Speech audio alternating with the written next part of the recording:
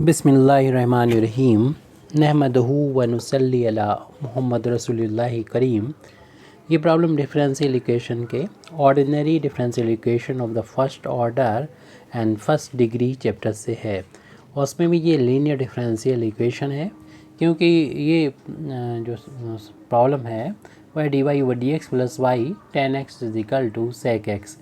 पहले तो अपनी इस प्रॉब्लम को सोल्यूशन में नोट कर लेंगे आप, हमारा सामने लिखा हुआ है।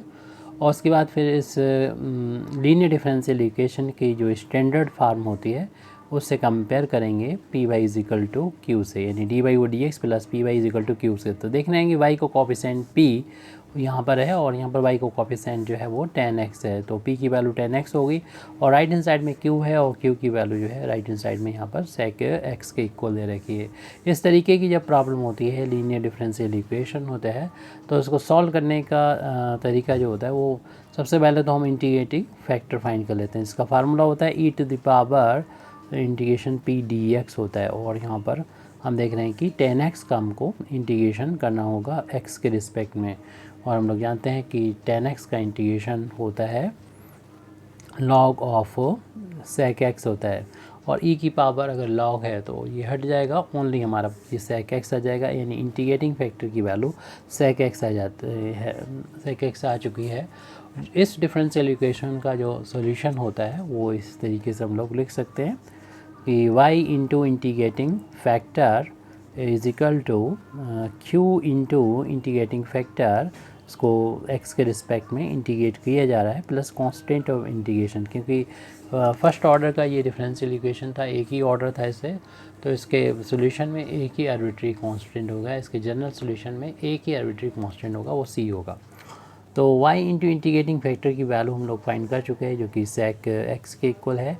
q की वैल्यू जो राइट हैंड साइड में लिखी थी वो भी sec x के इक्वल है, और यहाँ पर इंटीग्रेटिंग फैक्टर की वैल्यू भी sec x के इक्वल आई है, प्लस c।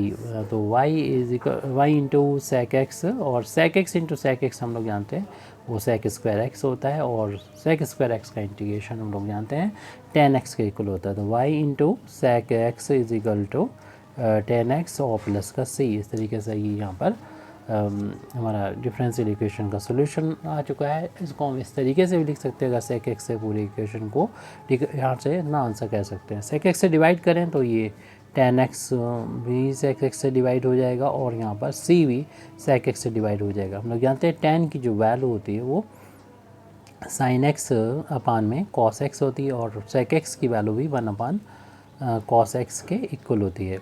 और इसी तरीके से यहाँ पर भी sec x की value 1 upon cos x put करें तो अपान वाला sec x से sec x कैंसिल हो जाएगा, और यहाँ पर सिर्फ बचेगा sine y is equal to आ जाएगा साइन x प्लस, और ये देख रहे हैं cos x यहाँ पर डबल अपान में है, तो इस cos x का c में जाके मल्टीप्लाई हो जाएगा, c इंटू कॉस एक्स हो जाएगा। 1 से डिवाइड होने पर ये c के बराबर ही आ गया, यानी ये c cos x आ जाएगा। इस तरीके से गिवन डिफरेंशियल इक्वेशन का ये कंप्लीट यानी जनरल सोल्यूशन आ चुका है।